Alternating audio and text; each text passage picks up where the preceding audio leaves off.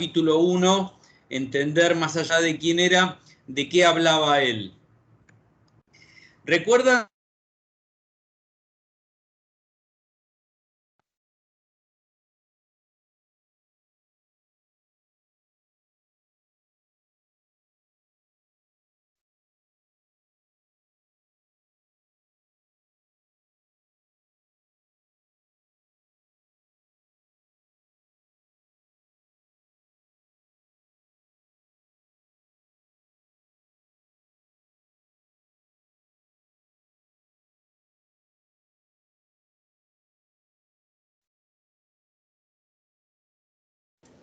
¿Soy yo? ¿Se cortó?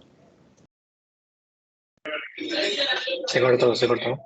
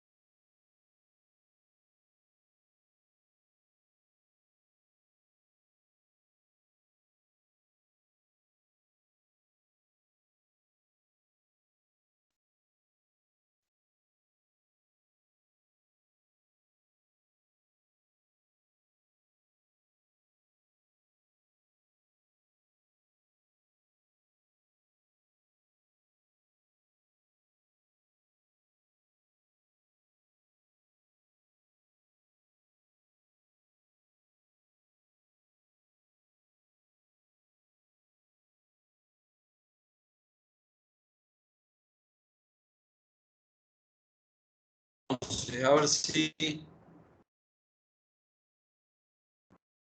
Confírmenme si me están escuchando bien, por favor. Sí. Sí, profe. Sí. Ok. Bueno, acá me está apareciendo la clase que... en este dispositivo. Bueno, básicamente la vez pasada les estaba contando, estábamos haciendo el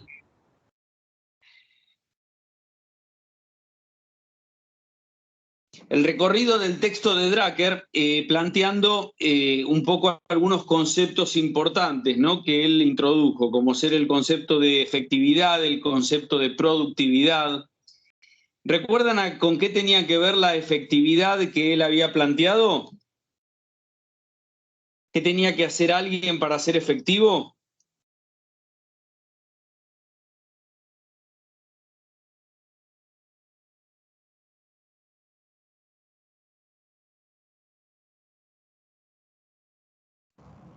¿Con las prácticas, profe? Con las prácticas, Digo, con las acuérdense, ¿sí? Con las Con las decisiones prácticas, también. más. ¿De qué eran las prácticas estas a las que estás haciendo mención?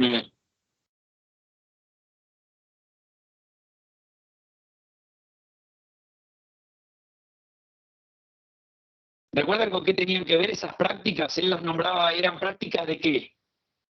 Estas que él nombraba.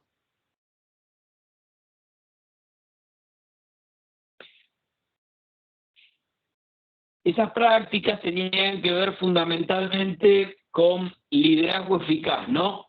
Lo que es importante introducir para este texto de Drucker es el concepto de efectividad que él maneja, ¿no? Este concepto de efectividad que él maneja es diferente al concepto de eficacia y al concepto de gente. Por eso cuando nosotros nos ponemos y nos paramos en el lugar, ¿no?, de pensar a qué se refiere Drucker con efectividad, lo primero que tenemos que entender es que eficacia es una cosa, eficiencia es otra, y como él lo dice también, lo eficiente pasa por otro lugar. Cuando alguien es eficaz, básicamente lo que se prioriza es el alcanzar la meta, es poder lograr un objetivo, y es muy importante poder posicionarnos, ¿no? En este lugar de entender que un líder es eficaz cuando básicamente alcanza las metas y los objetivos que se propone. Ahora, este líder podría pararse exclusivamente en el alcance de objetivos y no tener en cuenta que, por ejemplo, debería también buscar minimizar los costos de personas, los costos de dinero. Y cuando tenemos en cuenta todas esas variables, lo que pasamos a encontrarnos es lo más próximo al concepto de efectividad que él plantea, es que esta efectividad tiene que ver básicamente con el mejor equilibrio posible entre ser eficaz y ser eficiente. Entonces, cuando alguien es eficaz, prioriza el alcance de objetivos, prioriza llegar a las metas, mientras que cuando alguien es eficiente, lo que estaría priorizando tiene que ver con el tema de los recursos, el tema, digamos, de gastar lo menos posible y poder plantear en este punto la importancia, ¿no?, que tiene este ahorro a la hora de considerando recursos nuevos. Si nosotros avanzamos en este texto, digamos, de Drucker, nos vamos a encontrar básicamente que él plantea 5 prácticas. 5 prácticas que son las que se habían introducido en el final del capítulo que vimos la clase pasada y que tenían que ver fundamentalmente con el líder eficaz. De hecho, cuando Drucker habla de estas prácticas fundamentales, él dice que son las de un ejecutivo eficaz y él nombra 5 prácticas en el final del primer capítulo que nosotros trabajamos. La primera, que tiene que ver, dice él, como saber y dar cuenta del tiempo, ¿no?, que se maneja, es decir, un ejecutivo eficaz tiene que saber, dice él, cómo transcurre su tiempo, tiene que saber cómo se tiene que manejar el lapso de todas las tareas que están bajo su control. Confírmenme, por favor, si están escuchando ahí, porque cuando quiero abrir la cámara se me empieza a entrecortar. ¿Están pudiendo seguir bien ahí? Sí, Sí, profe. profe. La segunda práctica, que digamos también él coloca en este final de este primer capítulo, tiene que poder este ejecutivo eficaz orientar su contribución, dice él, hacia el exterior. Habla de encauzar esfuerzos hacia resultados más que hacia el trabajo. Es decir, mucho énfasis en que todo lo que contribuya a este líder y lo que contribuya a cada uno de estos colaboradores, lo que logre es poder hacer que todos los esfuerzos de los distintos miembros del equipo, de cada equipo, vayan en pos, digamos, de una misma causa, que vayan todos, digamos, por la misma línea, que vayan todos detrás del mismo propósito. La tercera práctica que él introduce, y que tiene que ver también con la primera de las preguntas que habían quedado en el foro, tiene que ver con construir, dice él, con fuerzas propias y de otros, y con poder dar prioridad a lo que se tiene que realizar. Este tema de poder dar prioridad, de poder decir, en esto tenemos que hacer énfasis, es algo que tiene que poder hacer este ejecutivo eficaz que él plantea. Así pasamos por la cuarta práctica, que tiene que ver con enfocar unas pocas áreas mayores, dice él. Él habla mucho de poder hacer foco y poder detectar cuáles son las áreas de trabajo de cada ejecutivo en las cuales cuando ese ejecutivo se pone a trabajar, consigue el mayor impacto posible en la organización. ¿Por qué lo plantea desde ese lugar, no? Porque sería algo así como que si cada ejecutivo puede identificar cuáles son sus áreas de mayor impacto, poder tener una ejecución sobresaliente en esas áreas va a producir lo más brillante posible en cuanto a los resultados que se vayan a lograr. Drucker habla de establecer prioridades, habla de respetar el orden de ejecución de las decisiones. Es decir, que cuando se plantea una decisión, él dice, es importante que esté claramente definida no solamente la primera decisión que se va a tomar, sino cuáles van a ser las sucesivas decisiones que van a estar por detrás de esta primera. Finalmente, él habla de tomar efectivas decisiones. Y si pensamos entonces en tomar efectivas decisiones, ¿qué les parece a ustedes? ¿Por qué dirá tomar efectivas decisiones y no tomar decisiones eficaces? Un poco con lo que venimos hablando hasta acá.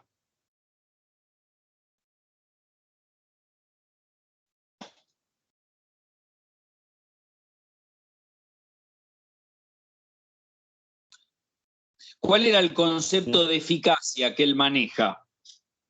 ¿Con qué tiene que ver la eficacia, según Peter Drucker? Pero una decisión efectiva tendría que ver con, no sé, como usted dijo, con ahorro de recursos, y una eficaz tendría que ver con el cumplimiento de los objetivos, ¿o no? Bien, cuando se es efectiva la decisión, cuando la efectiva decisión, cuando nos encontramos con algo que decimos, esta decisión fue efectiva, es porque plantea el mejor equilibrio posible entre alcanzar los objetivos y cuidar los recursos. Por eso, él es muy cuidadoso en cuándo habla de eficacia y cuándo habla de efectividad. Y básicamente estas decisiones efectivas son criterios basados en opiniones contrarias más que en consensos. Es decir, que cuanto más heterogéneo sea el grupo que tome estas decisiones, cuanto mayor sea la pluralidad de opiniones, cuanto mayor sea la discrepancia, más efectivas van a ser las decisiones para Drucker que si parten de decisiones o de personas que piensan parecido. Por eso él dice que las decisiones efectivas son criterios basados en opiniones contrarias y no en consensos sobre hechos específicos. En la segunda consigna que quedó planteada, digamos, en el foro, tenía relevancia ahí el segundo de los capítulos que quedaron de Drucker. Drucker plantea que el efectivo hombre de decisiones actúa o no actúa. ¿Alguno tuvo oportunidad de justificar esta frase de Drucker, del ejecutivo eficaz? ¿Por qué les parece a ustedes que Drucker plantea esto de que el hombre efectivo en sus decisiones o actúa o no actúa, como que no lo puede hacer a medias? ¿Llegaron a leer algo de esa segunda pregunta del foro?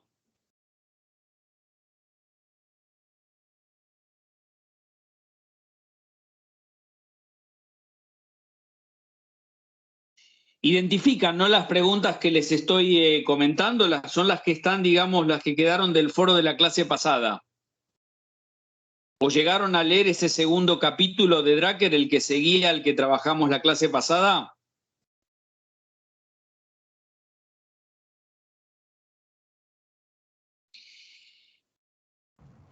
No, yo no llegué a leer, profe. No lo llegaron a leer. Bueno, les cuento.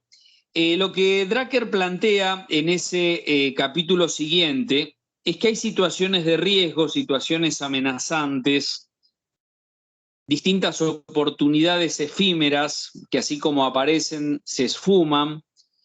Y lo que él dice es que todas esas situaciones, oportunidades y amenazas requieren obrar rápidamente y realizar muchas veces cambios radicales para poder plantear si se actúa o si no se actúa.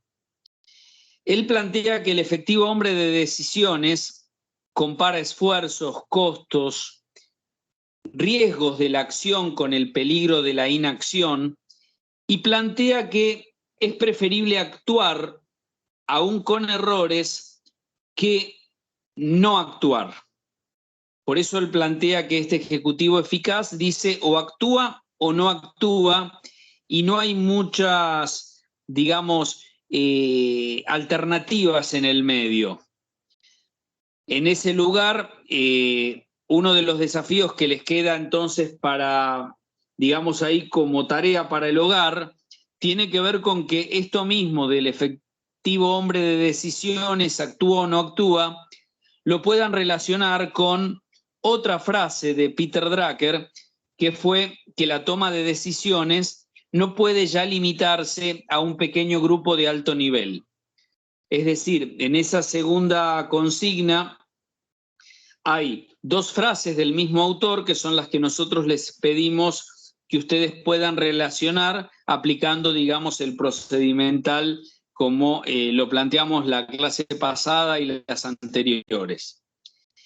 En las conclusiones del texto de Peter Drucker, él hace un cambio en su frase del primer capítulo que trabajamos nosotros, porque al principio él decía que la efectividad puede aprenderse y en este último capítulo él plantea que la efectividad debe aprenderse y le da una connotación de algo obligatorio por un lado y por otro lado él dice que la efectividad debe aprenderse porque parte de la base que nadie la podría enseñar. No es una asignatura la efectividad. Alguien no aprende a ser efectivo porque le expliquen cómo trabaja una persona efectiva, sino que aprender a ser efectivo tiene que ver con autodisciplina, dice él. Tiene que ver con lo que se debe aprender, tiene que ver con ponerse uno mismo a revisar sus pautas de trabajo, a revisar sus pautas de autoexigencia, a en algún punto ver cómo esa autoexigencia impacta en la motivación individual. Y desde ese lugar nos encontramos que el autodesarrollo pasa a tener, digamos, un rol relevante cuando planteamos el concepto de efectividad. Entonces, en las conclusiones se da como este viraje de pensar que la efectividad puede aprenderse, y él dice, si alguien puede aprender es porque hay otro que puede enseñar.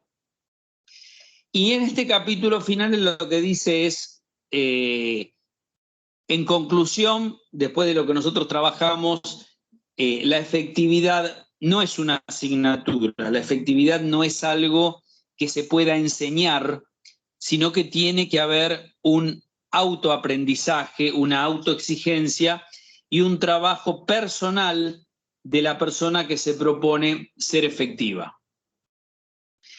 Si nosotros avanzamos ahora a el otro concepto, ¿no? El que tiene que ver un poco con qué plantea otro autor que nosotros vamos a tener en cuenta para hablar de liderazgo, Vamos a presentar a Peter Senge. Hasta ahora hablamos de Gore en su capítulo 1 de la vida en las organizaciones, que planteaba un líder con unas características determinadas, que priorizaba determinadas cosas. Entre la clase pasada y la actividad que quedó planteada en el foro y la lectura del texto de Drucker, quedó planteado un liderazgo eficaz con estas 5 prácticas fundamentales, con este efectivo hombre de negocios que actúa o no actúa, y con este concepto de efectividad que plantea este mejor equilibrio posible entre ser eficaz y ser eficiente. Cuando nosotros introducimos a Peter Senge, lo primero que tenemos que entender es quién es. Peter Senge nació en el año 1947 en Stanford, California. Desde su título de grado, él es ingeniero aeroespacial, y desde sus posgrados, él, por un lado, estudió filosofía y además hizo una maestría en modelado de sistemas sociales.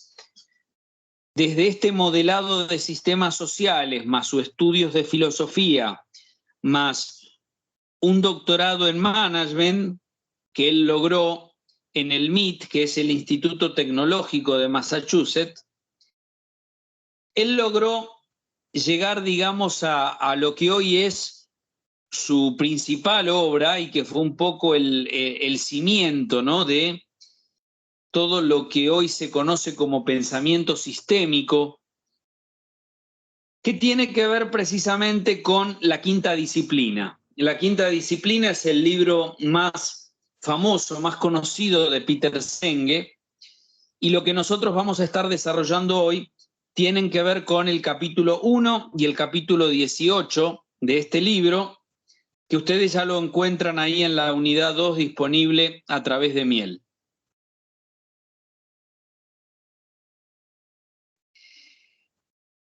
Pensamos en Peter Senge, y lo primero que tenemos que tener en cuenta es cuáles serían, digamos, un poco sus principales aportes, ¿no?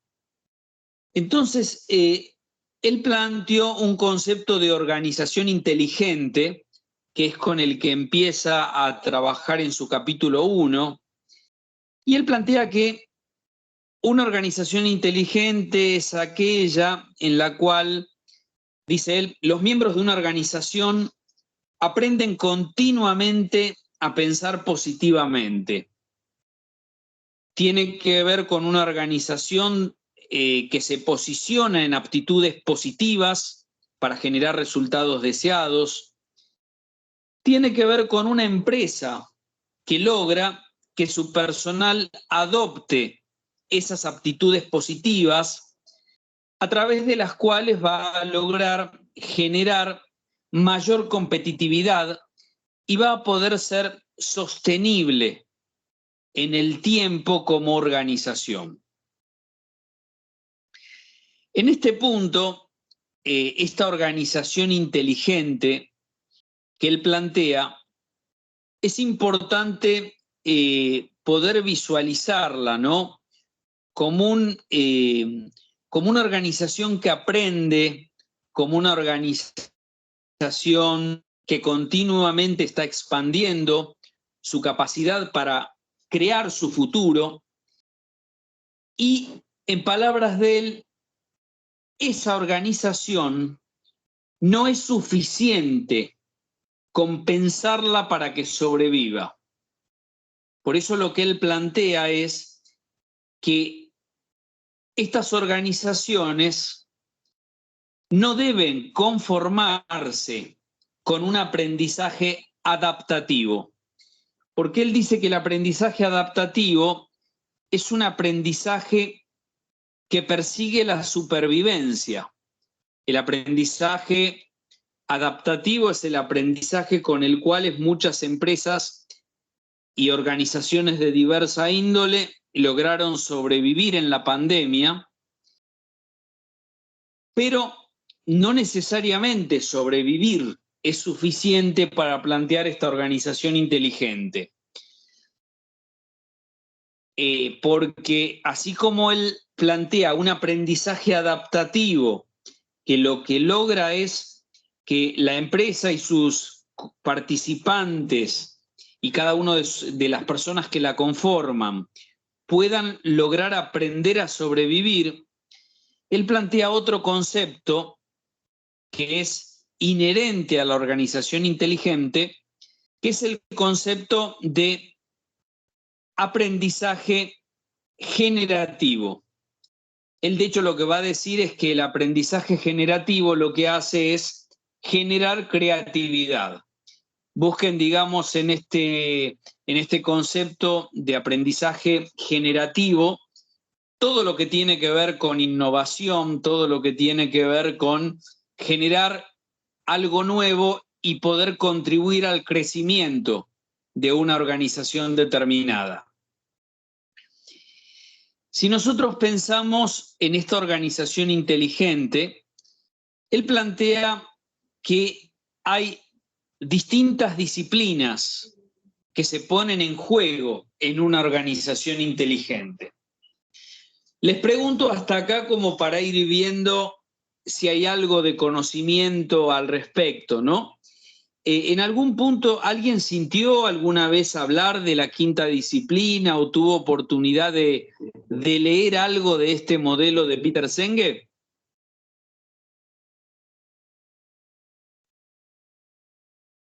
No, profe. No, profe. No, profe. ¿No? No. Bueno, es importante que, digamos, tener esto para poder ir lo más rápido posible, pero pudiendo hacer mucho énfasis en estas disciplinas, que es una de las cosas más importantes, ¿no?, que él plantea. Él plantea que hay 5 disciplinas en una organización inteligente. Organización inteligente definida como la acabamos de aprender, ¿no?, donde prima el aprendizaje generativo más allá de un aprendizaje adaptativo que simplemente plantearía el poder sobrevivir. Él dice que la primera disciplina, que no están en este mismo orden en el capítulo 1, porque lo que estoy haciendo acá es presentárselas en el orden que me parece más fácil de asimilar, aparece así el dominio personal. Dominio personal como primera disciplina de la organización inteligente. Él dice que el dominio personal es la disciplina que permite aclarar y ahondar continuamente nuestra visión personal. Dice que el dominio personal facilita el concentrar energías, el desarrollar la paciencia en las personas, en cada una de las que conforman esta organización inteligente, y poder ver la realidad objetivamente. Si lo vemos como disciplina, estaríamos planteando que alguien que tenga dominio personal es alguien que puede aclarar su visión, que tiene muy claro hacia dónde va. Tenemos que tener muy claro que visión no es lo mismo que sueño. ¿Cuál les parece a ustedes que es la diferencia entre tener un sueño o tener una visión de algo?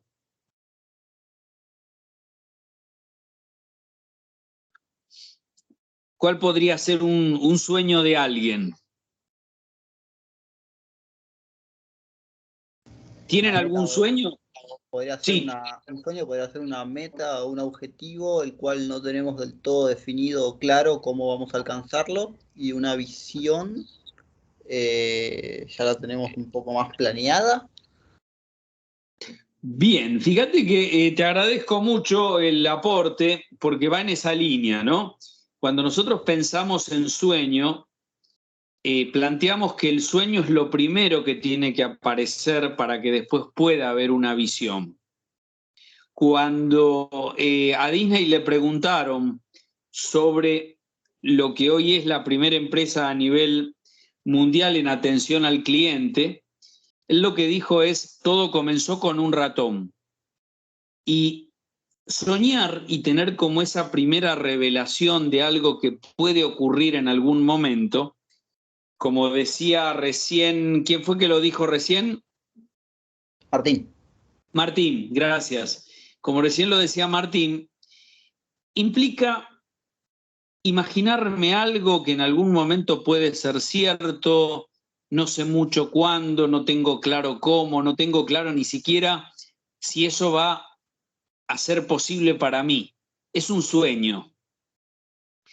Ahora, el trabajo de hacer de ese sueño una visión tiene que ver con poder incorporarle estructura, incorporarle tiempos, incorporarle propósitos, objetivos muy cualitativos, como los objetivos son cualitativos, metas que son lo cuantitativo de esos objetivos. Aparece el concepto este de poder visualizarme claramente en una situación determinada. Y eso es lo que dice Peter Senge que se tiene que dar en la primera disciplina de dominio personal.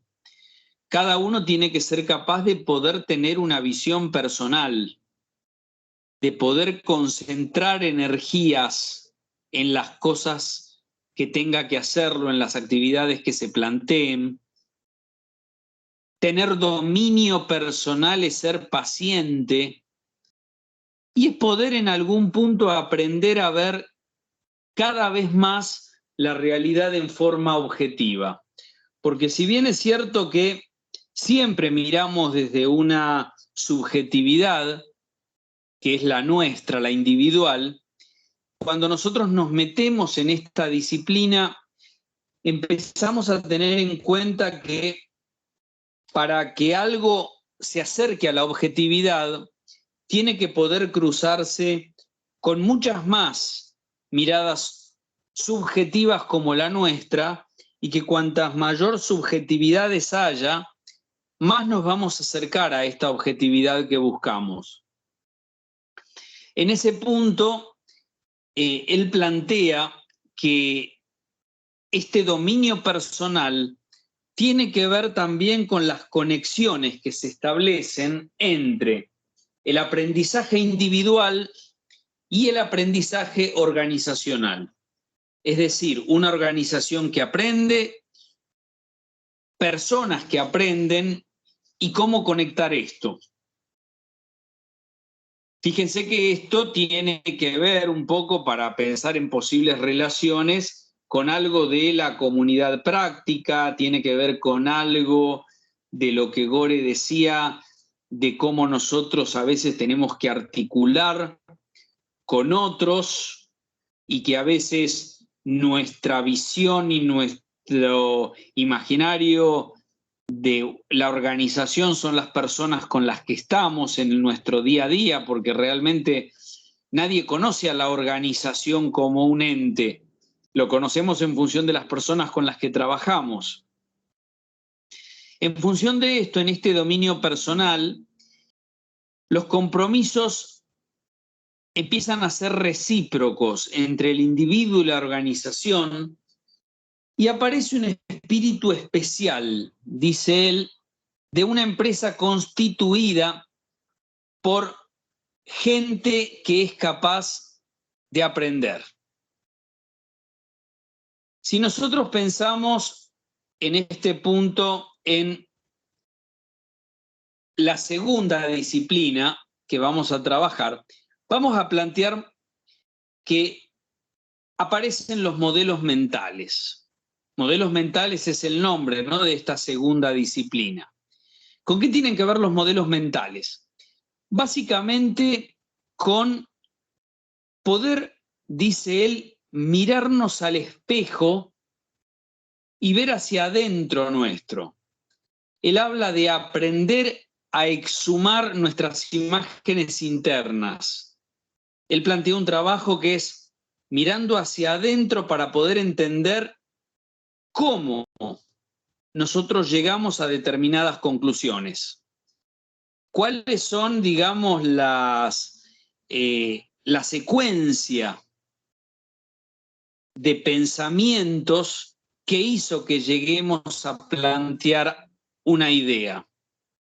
Y por eso en los modelos mentales lo que se pone en juego es la aptitud para poder entablar conversaciones abiertas donde, dice Peter Senge, se equilibra la indagación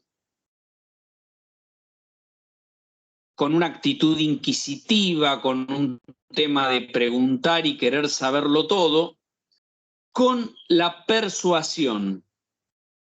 Es decir, dice él, gente que manifiesta sus pensamientos y que mientras lo hace, lo que busca es influir en otros.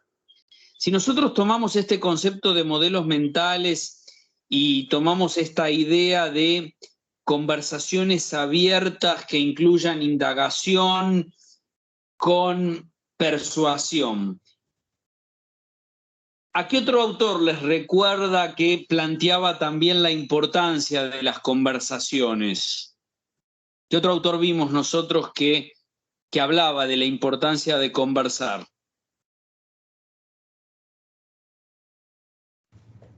Echeverría. Echeverría, fíjense, gracias. Fíjense que cuando Echeverría plantea, él lo hace como las conversaciones, dice, como prácticamente el único medio para poder construir. Cuando él plantea competencias conversacionales y habla de juicios y habla de cómo se entregan los juicios, de cómo se dan los juicios, él lo que hace también es empezar a instalar el rol que tiene una conversación en una organización que pretende crecer. Y acá no nos olvidemos que estas disciplinas, cuando están presentes en una organización, son las que están, digamos, permitiendo conceptualizar a esa organización como organización inteligente. Entonces, desde los modelos mentales, vemos hacia adentro, revisamos nuestros esquemas de acción, revisamos nuestras formas de pensar, y desde ese lugar podemos hasta entender que es muy rica una conversación en la cual yo, si tengo una ideología determinada, me ponga a hablar con alguien que tiene la ideología opuesta. Lo que tengo que tener muy claro es cuáles son mis modelos mentales y poder de alguna forma leer o inferir los modelos mentales que van guiando al otro. Entonces, hasta acá dijimos dos disciplinas. ¿Recuerdan cuál fue el nombre de la primera? ¿Cómo se llamaba la primera que mencionamos hace un rato? Dominio personal. Dominio personal, gracias. ¿Y esta segunda cómo se llama?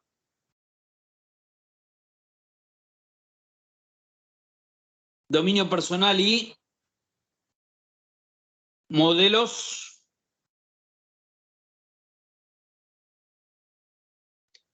mentales. Esta segunda, modelos mentales, es esta segunda disciplina.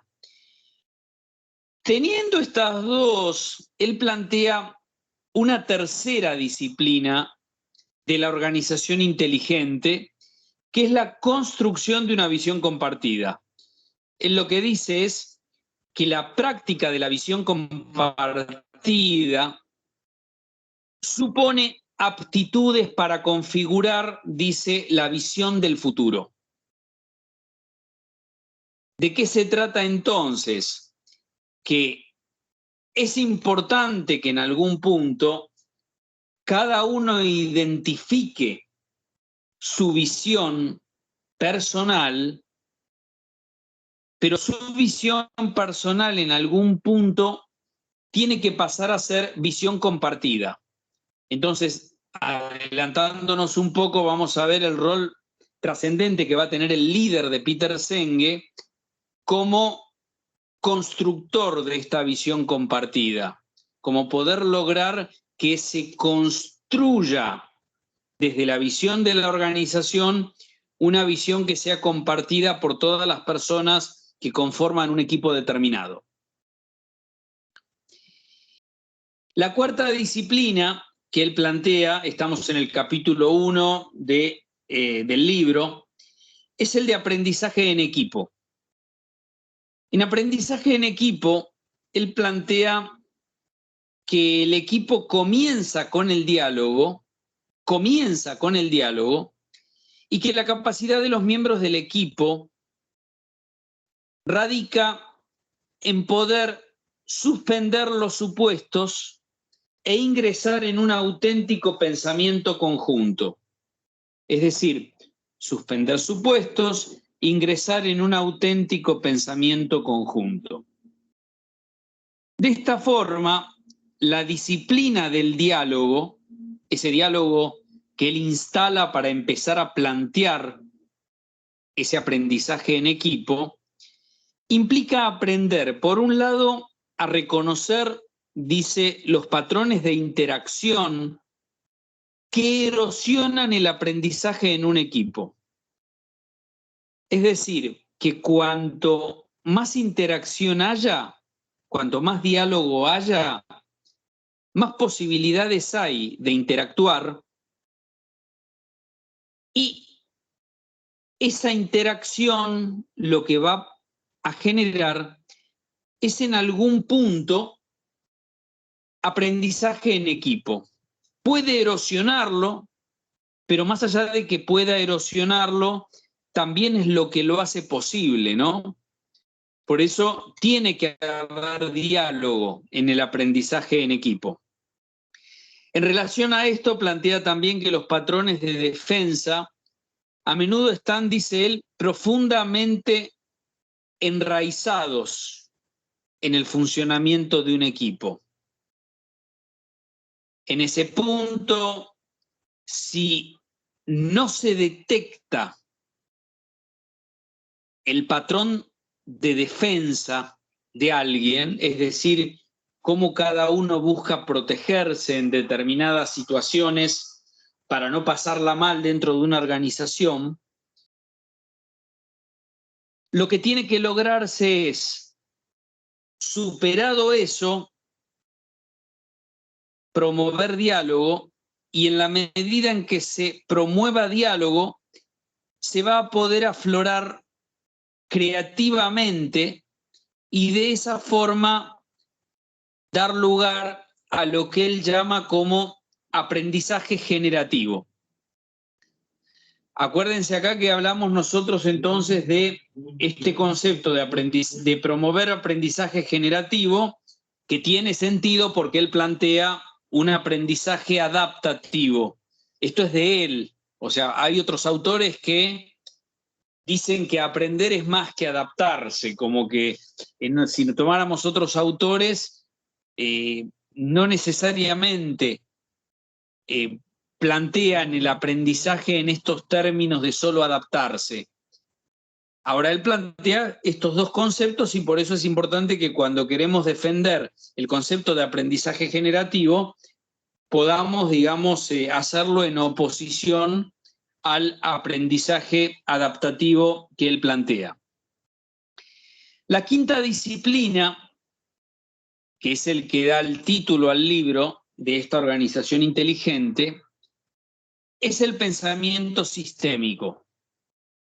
Él como ingeniero llevó todo lo que conocía de su sistema, de los sistemas que él había estudiado, tomó el desafío, Peter Senge, de llevarlo a la organización. Entonces, el pensamiento sistémico es ante todo un marco conceptual, tiene que ver con un cuerpo de conocimientos, de herramientas, que le dan sentido y que hacen mucho más clara la relación entre las otras disciplinas. De hecho, lo que plantea Peter Senge en la quinta disciplina, dice él, es la disciplina, dice, que integra las demás disciplinas. Es decir, quinta disciplina es igual a pensamiento sistémico. Pensamiento sistémico, dice él, es lo que permite integrar a las otras 4. Las fusiona en un cuerpo coherente de teoría y práctica. Senge plantea que sin una orientación sistémica no hay motivación para examinar cómo se interrelacionan las disciplinas, porque lo que hace posible una interacción entre disciplinas es poder tomar conciencia que en algún punto tienen que estar integradas, en algún punto tiene que haber una conexión entre ellas. Entonces, desde ese lugar, el pensamiento sistémico requiere de las otras disciplinas también, de las otras 4, para poder realizar su máximo potencial, ¿no? Así la construcción de esta visión compartida alienta objetivos de largo plazo, así el aprendizaje en equipo desarrolla las aptitudes de un grupo de personas que buscan una figura más amplia, que dé cuenta de algo más allá de las perspectivas individuales. Fíjense hasta acá entonces, hay 5 disciplinas y un claro desafío que es pensar que una organización inteligente tiene que poder dar cuenta de estas 5 y que estas 5 tienen que poder involucrar a los distintos actores y a las distintas, digamos, cajitas de un organigrama que son las que hacen posible que esta organización inteligente pueda crecer. Avanzando un poco más en estos conceptos, nos vamos a encontrar que hay otra idea nueva, ¿no?, que le introduce. Alguien que la pueda leer ahí de la lámina que estoy compartiendo, ¿qué dice abajo de alcance de la quinta disciplina? ¿Leen qué dice? Metanoia. Metanoia. Es decir, lo primero que tenemos que entender es, una vez que entendimos el concepto de organización inteligente que él instala, entendimos que hay 5 disciplinas, que entendimos que este alcance tiene que ver con poder fusionar a todas las otras, poder darles sentido, poder generar sinergia. ¿Recuerdan a qué nos referíamos cuando hablábamos de sinergia? ¿Con qué tenía que ver este concepto de sinergia?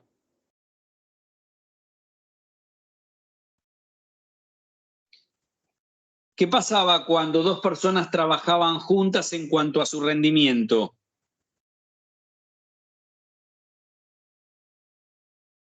Se suma. Se suman. ¿Y qué plantea el concepto de sinergia? Que llegan ¿Recuerda? a un cuarto. El concepto de sinergia plantea que la suma de los distintos aportes de quienes conforman un equipo de trabajo es más que la suma de las partes. Es decir, la sinergia en el coloquial, digamos en el lenguaje del día a día, se define mucho como que 1 más 1 es más que 2. La sinergia plantea que 2 personas trabajando juntas van a lograr más cosas que si sumaran sus trabajos individuales, porque esa colaboración que se plantea entre los 2 da un plus, y ese plus es este concepto de sinergia, que tiene que ver un poco con esta visión más amplia, ¿no?, de pensamiento sistémico. Vamos al concepto de metanoia. Metanoia es un concepto que básicamente Peter Senge lo traduce como desplazamiento mental o cambio de enfoque, o dice él en otra parte del texto, es el tránsito de una perspectiva a la otra. Dice también que se relaciona con el aprendizaje generativo y que promueve desplazamiento mental. ¿A qué nos referimos con desplazamiento mental? Básicamente, desplazamiento mental implica cambiar la perspectiva con respecto a algo. ¿Alguien alguna vez acá hizo terapia o conoce a alguien que haya hecho alguna terapia psicológica y que les haya contado acerca de la experiencia?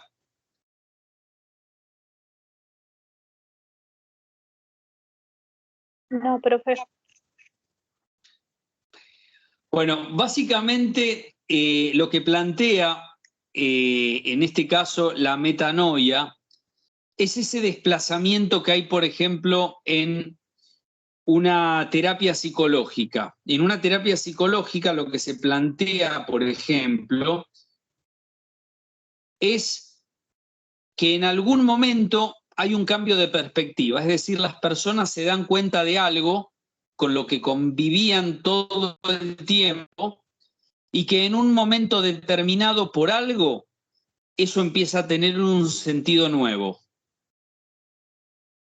Coloquialmente a veces decimos nos cayó la ficha, un poco más técnicamente hablando se habla de momentos de insight, momentos en los que las personas se dan cuenta de algo, y metanoia precisamente implica ese momento, es el momento en el cual alguien se da cuenta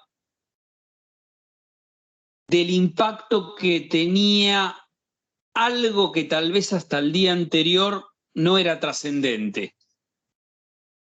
Entonces, de repente viene alguien en nuestro día a día, nos tira una frase y nosotros decimos, uy, pero esta frase tiene sentido ahora, porque yo ayer escuché tal cosa y ahora que escucho esta frase me doy cuenta de tal otra cosa.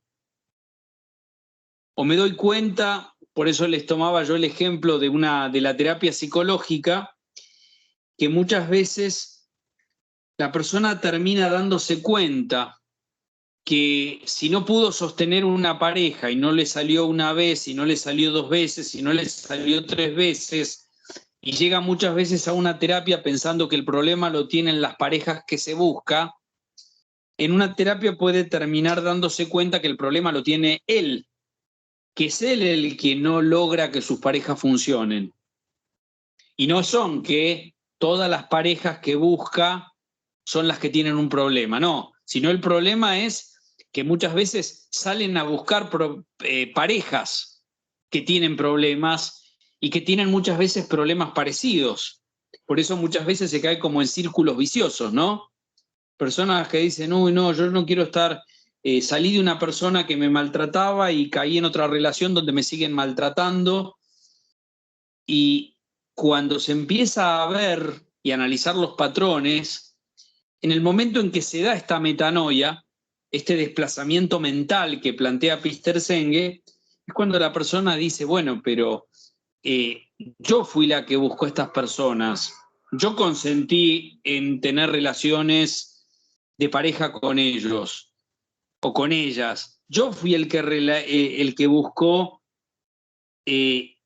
cambiar de trabajo en este momento que me habían dicho que no era el mejor, pero yo quise cambiar igual. Ahora, esta metanoia, Peter Senge la relaciona directamente al aprendizaje, porque él dice que precisamente nosotros aprendemos cuando empezamos a promover aprendizaje generativo.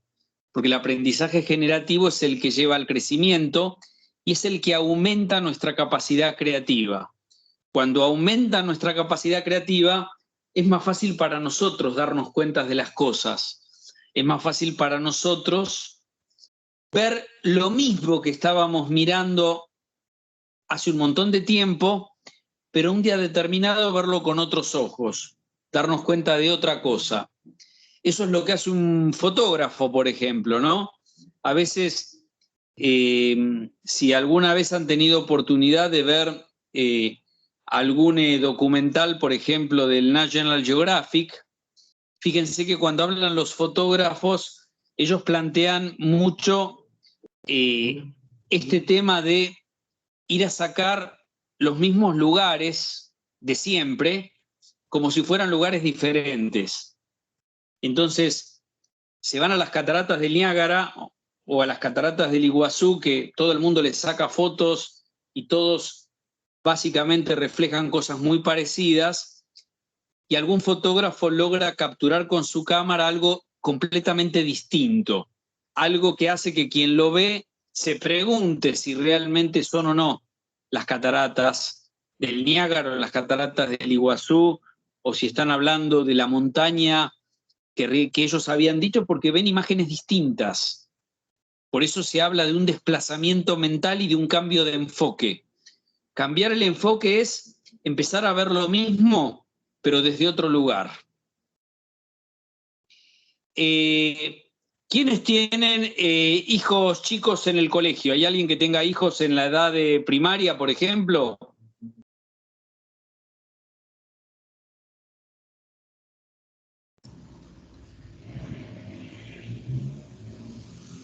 ¿Hay alguno? ¿Hay alguno que tenga algún... Tengo una hija en el colegio. ¿Quién me ahora? Discúlpame.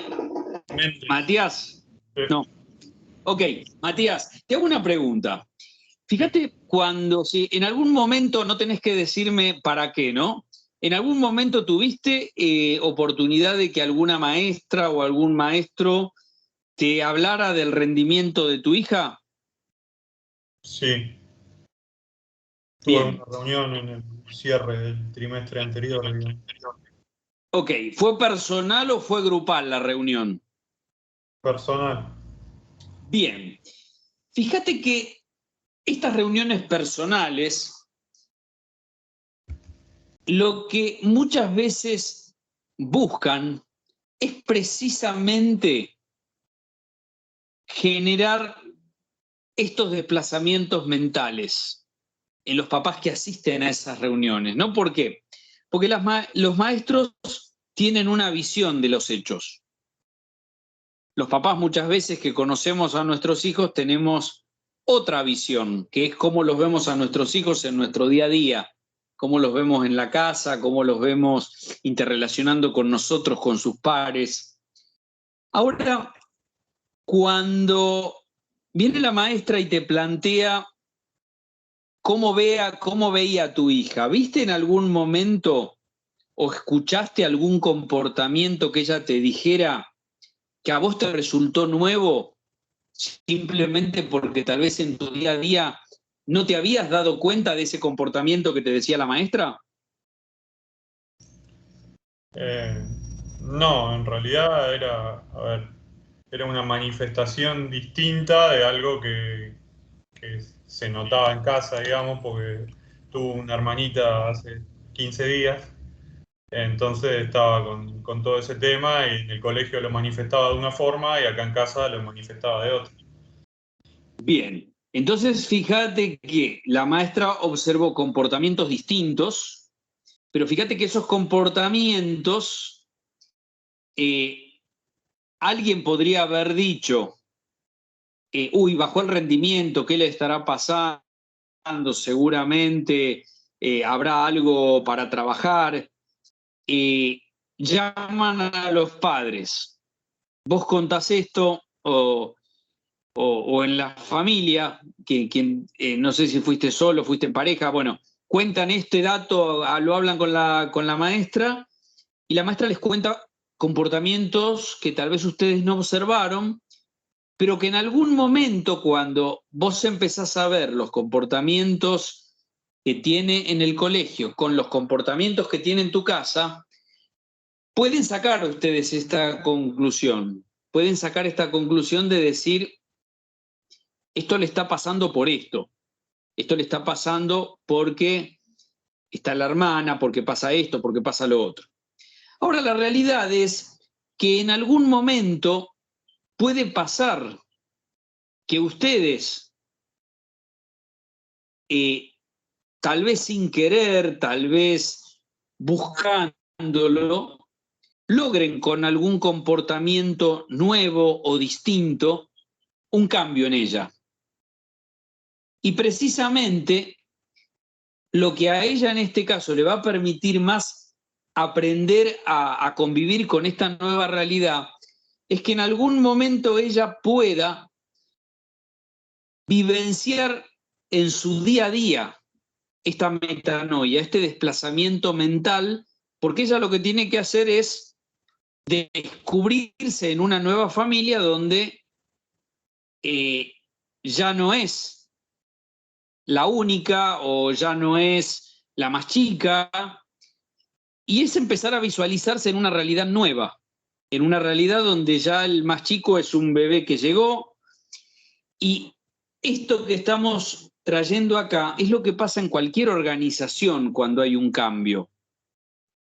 Por eso él dice que tiene que haber desplazamiento mental. Las personas tienen que poder empezar a ver lo mismo de todos los días de otra forma.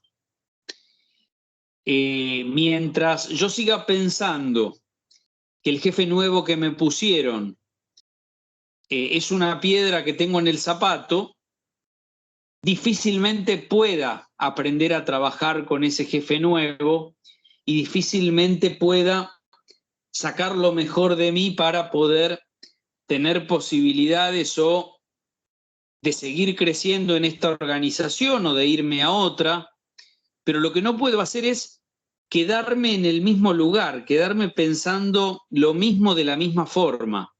Es como que en algún momento tiene que haber un cambio de perspectiva, tengo que poder ver ese mismo problema que tengo en el día a día desde una visión sistémica, desde una visión más amplia, y que esa visión más amplia sea la que en algún punto me haga percibir que hay un desplazamiento, es decir, poder ver la misma realidad pero de otra forma.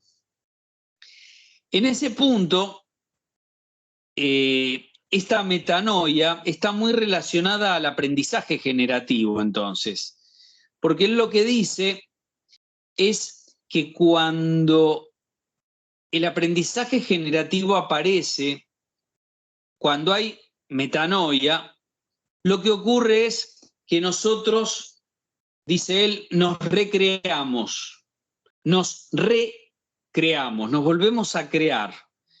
Porque volvernos a crear en este caso es volverle a dar un sentido nuevo a la realidad que tenemos, acostumbrarnos a la realidad nueva. Nos pasa cuando nos mudamos, nos pasa cuando en algún punto hay separaciones de pareja, cuando hay familias ensambladas, cuando hay migraciones, cuando emigramos directamente a otros lugares, cuando cambiamos de organización. Y a través de los aprendizajes es que nosotros lo que hacemos es empezar a percibir nuevamente el mundo y cómo nosotros nos relacionamos con él. Cuando cambia nuestra relación con el mundo con el que tenemos que convivir, ese desplazamiento mental aparece, y ese es el concepto de metanoia que plantea Peter Singer relacionado al aprendizaje generativo. Ya avanzando en el capítulo 18, Peter Singer plantea al líder de esa organización inteligente. En el capítulo 18, así como en el 1, él dijo: esta es la organización inteligente. En la organización inteligente hay estas disciplinas. Entendamos el alcance, concepto de metanoia, aprendizaje generativo. En el capítulo 18 se mete con las características que los líderes deberían tener con respecto a esta organización inteligente. Y por eso él plantea algunas características importantes.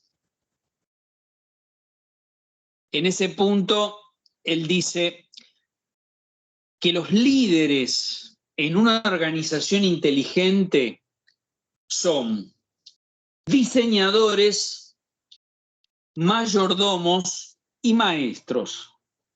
Y de hecho lo que hace es trabajar a fondo estas tres metáforas de por qué él considera que el líder es diseñador, por qué considera que el líder es mayordomo y por qué considera que el líder es maestro. Él plantea que los líderes, en este caso de una organización inteligente, son los responsables, dice, de construir organizaciones donde la gente expande, dice, continuamente su aptitud. Continuamente está ocupada en aumentar la complejidad, en clarificar la visión, en comprender la complejidad de las cosas, en mejorar los modelos mentales compartidos. Y fundamentalmente él dice que los líderes son los responsables de aprender y de promover que la gente que forma parte de estas organizaciones inteligentes aprenda. Vamos a meternos ahora en una aproximación, porque ustedes después en el capítulo 18 van a tener que leerlo un poco más a fondo, de por qué se plantean estas tres metáforas y a qué se refiere. Vamos a empezar con la metáfora del líder como diseñador. Les pregunto al respecto, ¿no? ¿Hay alguien de acá que haya o estudiado diseño en algún momento, diseño gráfico, de lo que sea, de indumentaria, o que haya estado muy involucrado a diseño o que le guste mucho el diseño? Puede ser también diseño, digamos, de software, un diseño de algo. ¿Hay alguien que esté trabajando, que tenga, digamos, alguna llegada a eso?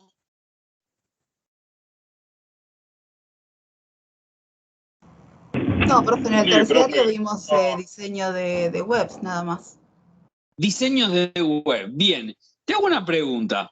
¿Qué pasa cuando vos diseñás una página web y cuando la ves te das cuenta que quien la abre se queda mucho en una parte de la página y que se le complica mucho por cómo está diseñada la página poder llegar a todos los lugares donde quisiera? ¿Qué es lo que tendrías que tener en cuenta en ese diseño, Nidia? Y que la página sea amigable para que la persona no se frustre. Bien. Para que sea amigable en este caso, ¿qué tenés que priorizar cuando la persona la ve completa la página, cuando la persona la abre? ¿Qué debería mostrar esa página? Y lo más importante, y algo que sea, que esté destacado. Bien, esa primer página debería ser el enlace para que vos puedas llegar a todo.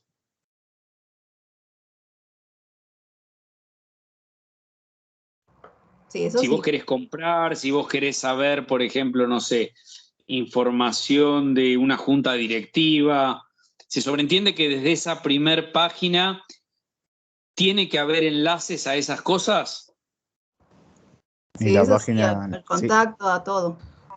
y la página principal debería contener un fácil acceso a las demás rutas, digamos.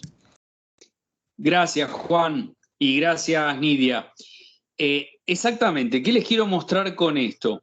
Que lo esencial a la hora de pensar al líder como diseñador es entender que la esencia del diseño consiste en ver cómo las partes se articulan para desempeñarse como un todo. Cuando una página logra, al yo poner un www y abrirse la página, yo percibo un todo en lo que estoy recibiendo y me doy cuenta que puedo ir llegando fácilmente a las distintas partes, decimos que el diseño es amigable. Obviamente tiene que tener una cierta simplicidad, no tiene que ser como muy cargada, pero fíjense que de lo que se trata acá es de que cuando un diseñador se hace cargo de algo que genera, lo que tiene que estar viendo es cómo cada una de esas cosas que está integrando en ese todo suma al todo sin distraer, sin capturar demasiado la visión en una parte puntual y a veces capturando mucho la visión en algo, logramos no prestar atención al resto, ¿no? Que no es a veces la idea. ¿Qué pasa en el diseño gráfico, por ejemplo, cuando un logo tiene como muy concentrados los colores en una parte y el resto del logo queda como desdibujado? ¿Qué pasa con ese resto del logo? Póngase a pensar, sitúense como observadores, ¿no? ¿Con qué ideas se quedan?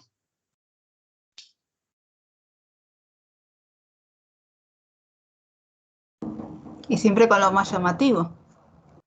Se quedan con lo más llamativo. Ahora, ¿qué pasa si eso más llamativo que propone el logo no es lo más llamativo que quería promover la persona que les pidió que diseñaran?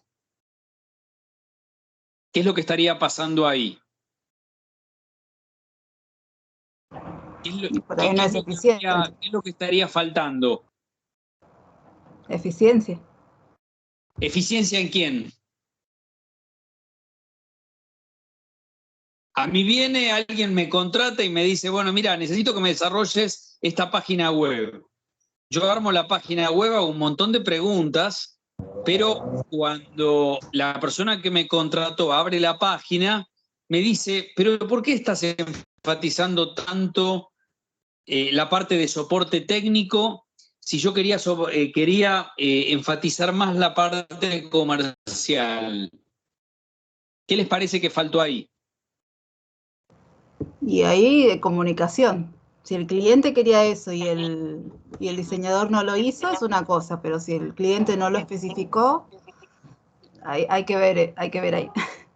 Pero es falta de comunicación, sino, o de relevamiento de requisitos por parte del diseñador también. Bien, quedémonos en esta parte para que no quede la responsabilidad afuera, en lo que compete al diseñador. Porque lo que Peter Senge plantea es que la tarea crucial para los líderes de las organizaciones inteligentes se relacionan precisamente con lograr esta integración, y lograr esa integración es darle a cada cosa el peso que se merece y el peso que necesita. Por eso él plantea que la tarea crucial de los líderes de organización inteligente tiene que ver con integrar la visión con los valores, con el propósito, con el pensamiento sistémico,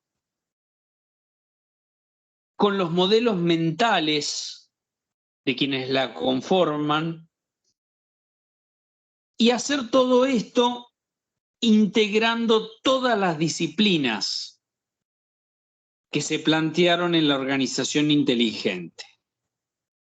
Con eso lo que estamos diciendo es que un líder tiene que ser diseñador. Y para ser diseñador, para ser un buen diseñador en este caso, yo tendría que hacer todas las preguntas que necesito hacer para garantizarme que lo que voy a entregar sea lo que realmente el otro quiere.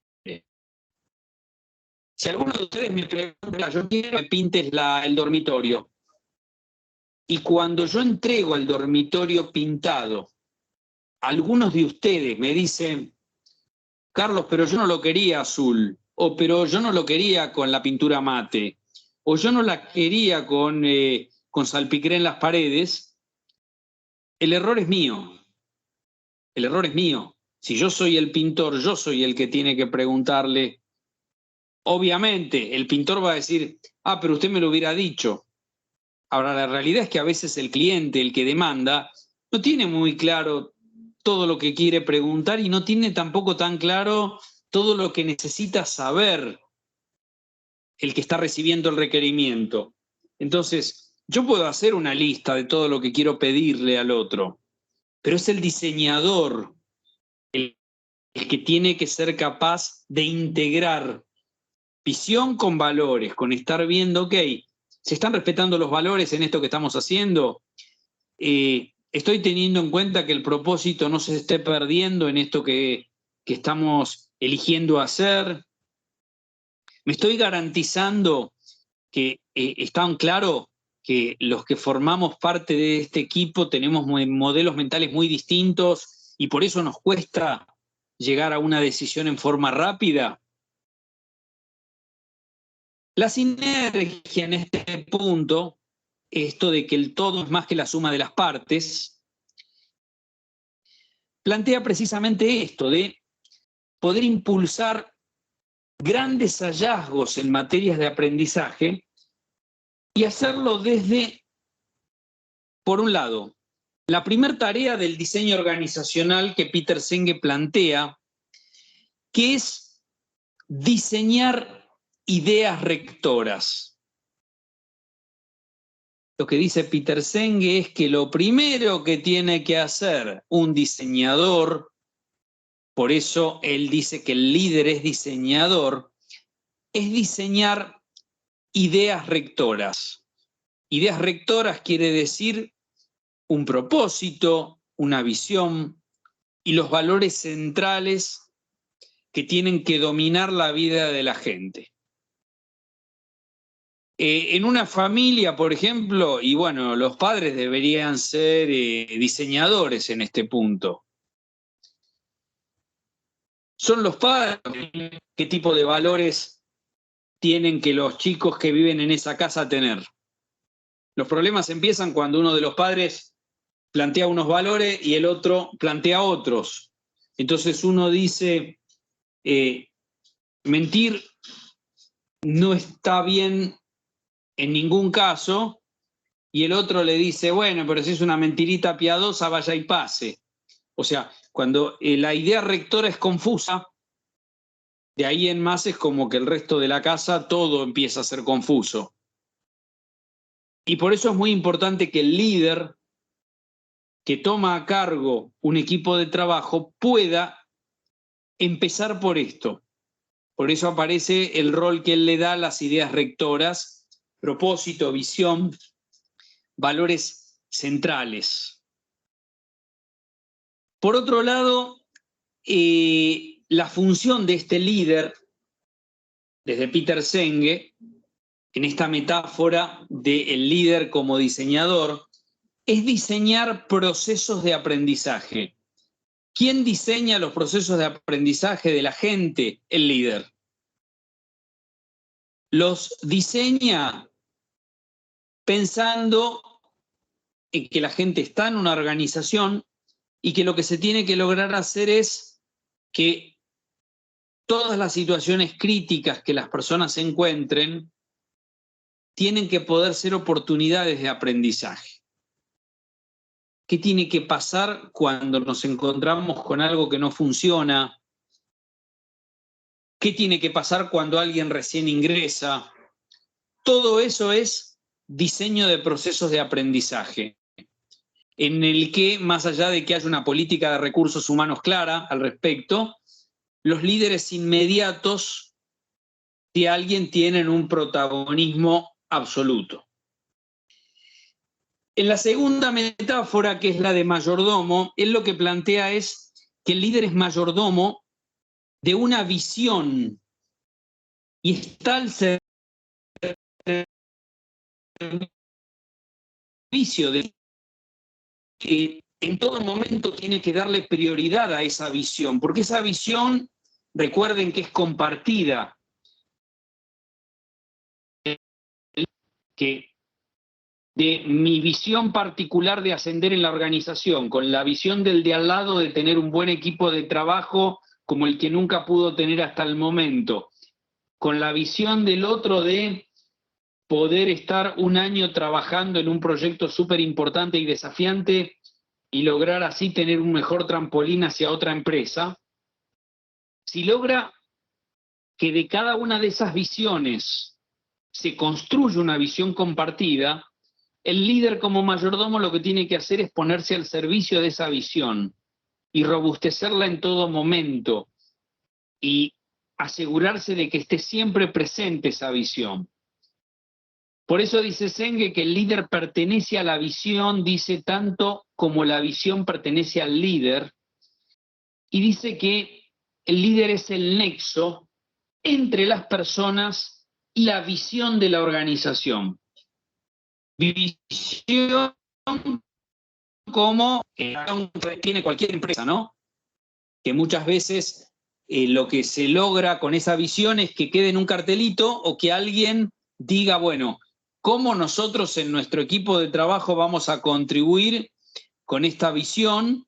Y que desde ahí aparezcan propuestas concretas de mejora, ¿no? Y de una visión particular de un grupo determinado de personas que se vea a sí mismo a través del tiempo logrando algo que todos lograron previamente visualizar.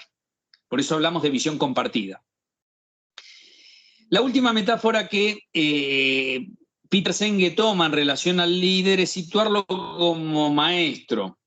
Él dice que el líder ayuda a la gente a alcanzar una nueva perspectiva, dice que es semejante a la del artista, porque la realidad constituye, en ese caso, un medio para crear y no una limitación. Él dice que el líder como maestro es alguien que le enseña a la gente cómo alcanzar su visión, es alguien que alienta al aprendizaje, pero tengan en cuenta que alienta al aprendizaje, pero el que diseña los procesos de aprendizaje es el diseñador, es el diseño, desde la metáfora del líder como diseñador se diseñan los procesos de aprendizaje y desde la metáfora del líder como maestro se motiva para ese aprendizaje. Así, lo que va logrando Peter Senge es alentar ese aprendizaje, ayudar a los integrantes de la organización a desarrollar una comprensión sistémica de la misma, y se termina aceptando esa responsabilidad,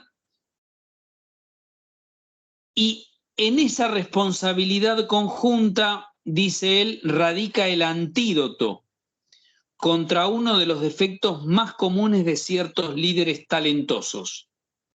Él dice que los defectos más comunes de ciertos líderes talentosos tienen que ver muchas veces con que pierden su compromiso con la verdad. ¿Por qué dicen que pierden compromiso con la verdad? Porque a veces se centran tanto en sí mismos y empiezan a tomar ellos tanto protagonismo que cuanto más protagonismo toma alguien en un equipo, más subjetivo pasa a ser todo. Y en la medida que empieza a ser todo más subjetivo, me alejo de la objetividad, me alejo de la verdad. Finalmente, en el capítulo 18, hay tres conceptos en los que les proponemos hacer énfasis, que son, el primero es el de tensión creativa. Peter Senge define a tensión creativa como, dice, aquello que nos moviliza o incomoda, tiene que ver con lo que sabemos o no, y es lo que nos ayuda a salir de nuestra zona de confort. ¿Cómo entendemos la tensión creativa para graficárselos en un ejemplo muy puntual, ¿no? Vamos a los upgrades, ¿no? de las aplicaciones o de, por ejemplo, el Windows. Fíjense que la gente tradicionalmente sostiene lo que conoce hasta que no lo puede resistir más. Sostiene el Excel que tiene o su versión de Excel hasta que ve que los archivos que manda se le desconfiguran, hasta que eso pasa a tener mucha incomodidad para la persona. Sostenemos una aplicación hasta que empezamos a tener muchos problemas con esa aplicación. Recién ahí pensamos en sustituirla por otra. Sostenemos una computadora de un modelo determinado hasta que empezamos a tener muchos problemas con esa tecnología. Lo mismo pasa con los celulares. Convivimos y ese margen de hasta dónde vamos aguantando es esa tensión creativa que se está proponiendo en el concepto. La tensión creativa, por eso dice, es aquello que nos moviliza e incomoda. Es decir, yo voy a terminar aprendiendo algo cuando ya no pueda resistir más con lo que conocía hasta ese momento. Ya sea porque me obligan o ya sea porque siento la necesidad para hacer algo. Fíjense al respecto cuántas personas que, por ejemplo, aprenden a conducir de grandes, a manejar, y que esa necesidad aparece porque por ahí mientras estaban en pareja, los llevaban, los traían, tenían auto, en un momento se separan y que se separan termina trayéndoles como inconveniente que pierde la movilidad propia. Entonces en un momento se dan cuenta y dicen, no, pero ¿por qué yo pierdo movilidad propia si yo tendría que haber aprendido a manejar antes? Y se ponen a manejar. Piensen en alguien que no puede hacer una tarea determinada por sí solo, la empieza a pilotear, me empieza a hacer un curso de esto, de aquello, hasta que termina aprendiendo algo que necesita sí o sí. Fíjense cuántas personas tuvieron que, por esta tensión creativa, meterse en qué era un Zoom, qué era un Meet, qué era un Teams, con la virtualidad y con la pandemia.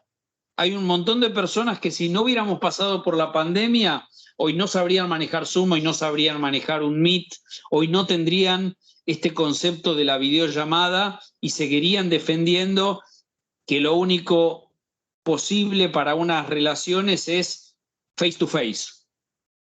Y lo que estamos viendo acá es que hubo una tensión creativa que fue extrema, que en algún punto los estaba dejando afuera de un sistema y que eso hizo que pudieran salir de la zona de confort. Lo que dice Peter Senge es que los líderes generan y administran esa tensión creativa en sí mismos. La generan en sí mismos y la generan y la tienen que estar cuidando en el resto de la organización. Porque es un líder el que tiene que estar pendiente en hasta dónde su equipo de trabajo puede estar sin una capacitación. Y por eso en un momento cuando se los digo por experiencia en esto de estar del otro lado, cuando aparece muchas veces el requerimiento de capacitación, dice, no, pero búscalo ya. Y si rastreamos hacia atrás, ya había personas de ese equipo de trabajo que habían pedido una capacitación o recursos humanos había propuesto, y no era tan importante en ese momento. Empezó a ser importante cuando esa tensión creativa no se soportó más. Entonces, ¿qué permite esta tensión creativa? Que se movilice alguien, que salga de su zona de confort, que se exponga al desplazamiento mental que involucra la metanoia, y que de esa forma se infunda energía a la organización a través de muchas personas que salen de su zona de confort a ver qué pasa afuera, y que de esa forma logran que esta organización inteligente siga creciendo. Por otro lado, dice Peter Senge que cuando se abraza una visión existe una brecha entre lo que se desea y la realidad actual. Nosotros habíamos hablado de gap, de esta diferencia entre lo que hoy tengo y lo que quiero tener. Y es el líder el que tiene que desarrollar esos esfuerzos con más esfuerzos para desarrollar aptitudes, por alinear conductas del personal, por aprender a escuchar y lograr que otros aprendan a hacerlo. Y en ese punto, él instala el concepto de desarrollo de líderes. Él dice que un desarrollo de líder, un líder que está pendiente de desarrollar a otros líderes, hizo suya su visión, se apropió de la visión de la organización y la pudo comunicar a otros y logró que otros la internalizaran. De esta forma, los grandes cambios, ¿no?, que propone, en este caso, la quinta disciplina y estos líderes, a través de estas distintas metáforas de diseñador, de mayordomo y de maestro, es generar opciones. Y generar opciones es la forma en la que se trabaja en el aprendizaje. Cuando alguien, yo vuelvo a los ejemplos tal vez de una terapia, ¿no? De cuando alguien va, un psicólogo no le dice a las personas lo que tiene que hacer, lo que tiene que lograr es poder generar opciones para que si alguien viene y dice, no sé si me tengo que separar o no, las opciones que encuentre es, tal vez te tenés que separar, pero no de la forma que vos lo estás pensando hacer. Tal vez no te tenés que separar todavía, pero estaría la posibilidad de que pudieras hacer tal otra. Entonces la persona llega con dos opciones y se encuentra con que hay 5 o 6. Entonces, tal vez en el medio, en alguna de esas opciones, encuentra un mejor lugar para decidir. Entonces, en este punto, el generar opciones pasa a ser una de las funciones más importantes del líder. Por eso viene un colaborador y dice, jefe, no sé qué hacer, ¿hago esto o hago aquello? Y cuando empezamos a repreguntar por qué harías esto, por qué harías aquello, la misma persona empieza a darse cuenta que hay otras opciones en el medio. Y Peter Senge le da mucho lugar a esas otras opciones que aparecen en el medio. Bueno, hasta acá básicamente, digamos, el recorrido, ¿no?, del capítulo 1 y el capítulo 18 de la quinta disciplina. Son los temas, digamos, que entran en el parcial, el capítulo 1 de Gore, de la vida en las organizaciones, los capítulos que estuvimos viendo en relación al texto de Peter Drucker. De Peter Drucker, entonces, claramente nosotros fuimos pasando. Aguárdenme acá, que voy a tomar la misma pantalla que ustedes tienen en Miel.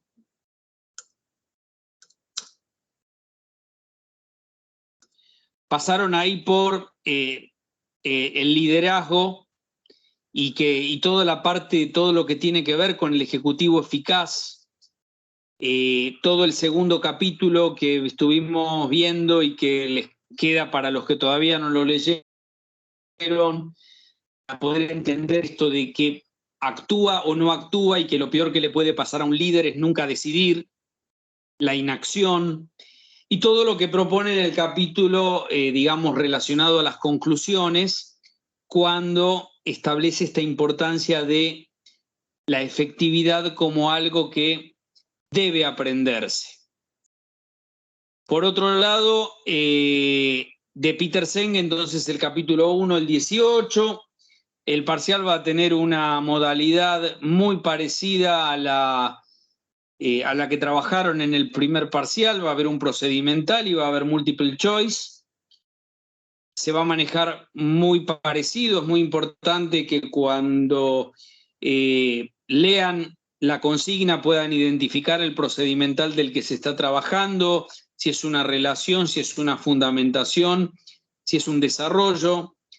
Entendemos que las preguntas que pusimos en los foros les pueden simplificar esto de poder relacionar inclusive términos dentro del mismo autor. Y bueno, la clase próxima, digamos, nos estaríamos entonces viendo a través del Teams como hicimos la vez pasada, y bueno, y el parcial tendría una modalidad similar, digamos, a la del primero. Hasta acá entonces, digamos, con el texto de hoy. No sé si hay alguna pregunta y si no, ya el tiempito que dejo tiene que ver con alguna pregunta que ustedes quieran hacer o algo que tengan ahí pendiente. No sé si alguno tiene algún procedimental que quiera compartir porque tenga alguna duda. Nosotros algunos ya los practicamos. Así que, bueno, les dejo este tiempo. No sé si tienen alguna pregunta para hacer o si no, digamos, los que ya no tengan preguntas, los dejo en libertad de acción y seguimos la clase próxima con el parcial. ¿Alguna pregunta? Sí, yo, profe. ¿Cuánto tiempo vamos a tener para resolver el parcial? El mismo de la vez pasada. Vamos a trabajar con el mismo tiempo, digamos, para el procedimental. El procedimental, si es uno, creo que estaban en los 30, creo que habíamos dejado 30 minutos, 30, 35 minutos, una cosa así, no recuerdo. Es el mismo tiempo, no vamos a tocar los tiempos. Y lo mismo, digamos, con los multiple choice va a ser igual. Va a haber una primer parte que va a tener un tiempo. Obviamente el tiempo ese va a ser menor si hubiera menos ítems. Pero vamos a estar respetándoles esto de dejar al menos unos 5 minutos por cada uno de los multiple choice que haya. ¿Alguna otra pregunta? ¿La corrección es automática o se espera la semana que viene? No, las correcciones sí, van a ser la semana que viene. O sea, la semana que viene hacemos el parcial, que va a ser el 17, y las notas se las vamos a estar dando antes del 24, a más tardar el 24, porque el 24 ya les tenemos que confirmar quiénes tendrían que dar recuperatorio el primero, porque recuerden que el primero es la última clase para nosotros, porque el 8 es feriado. Entonces lo que quisimos priorizar acá era que, bueno, que quienes tuvieran que dar el recuperatorio tuvieran al menos esa semana completa, ¿no? de estudiar. Perfecto, gracias. De nada. ¿Alguna otra pregunta?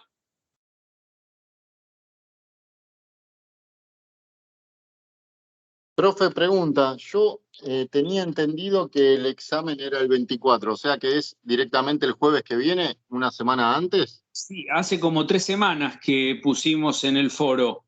Pusimos en el foro hace unas 3 semanas, de hecho quedó en la clase. Lo dijimos verbalmente hace 2 o 3 clases atrás y lo publicamos en el foro también hace unas 2 o 3 semanas atrás. Sí. Perfecto, No es que profe, lo estamos se me pasó publicando totalmente. ahora, sino está en el foro general. Bárbaro, perdón. No, no hay problema. Te aclaro nomás para que no piensen que les estamos diciendo con una semana de anticipación, sino que era algo que lo tuvimos que ajustar pensando en que les quedara más tiempo a quienes tienen que recuperar. Gracias, ¿Alguna profe. otra pregunta?